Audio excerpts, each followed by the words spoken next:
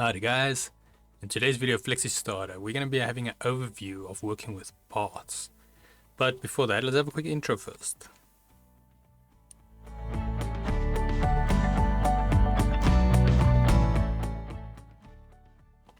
So today's video can be found on softwaretraining.co.za. We make short and easy to watch problem solving videos, and we also have daily updates. Otherwise, we're back in the program here. Now, just a quick note that this is going to be a mini series on working with paths, and I will also leave relevant links in the description so you guys can actually follow along.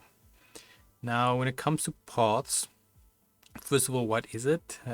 You basically, or should I say, all your vector designs are based around it. So it's basically a mathematical equation from multiple points. So if we had to select this one, we can see it's got 2 points. And then it will calculate the distance between them, the thickness of the width, if there's a fill or anything like that.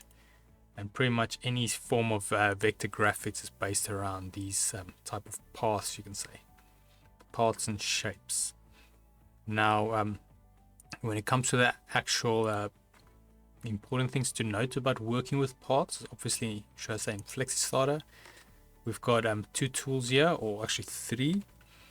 So in our main toolbar here, we've got the Bezier curve or Bezier path tool, which the shortcut for that's P. If we click in with our mouse and we hover, you'll see we've got the pencil one as well. So this is called the freehand drawing tool. Now these two are used for creating open and closed paths. And then at the bottom here, we've got select point tool, which the shortcut for that's N, and this is to edit paths. So with that tool selected, you can easily edit your paths. But then now when it comes to the actual paths, like I mentioned, we get the open and closed paths, which that means is one path is open, so it's basically just a stroke.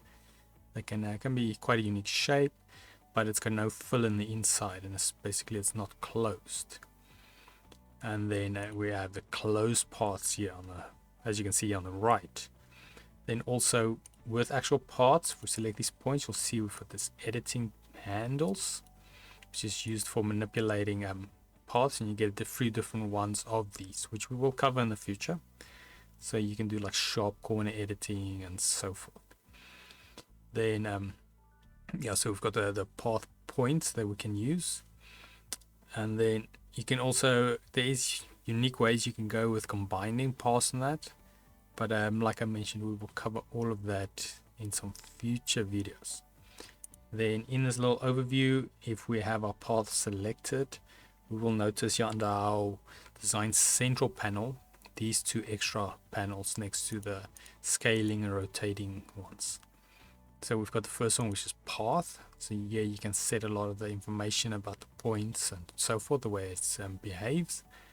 And then to the right of that, we've got the actual point. So this is if you have a point selected on your path, and then those values will become available for that. So you can adjust it here as well. And then I would say definitely get used to or get familiar with working with paths, seeing that it is like I say, all your vector shapes consist around this.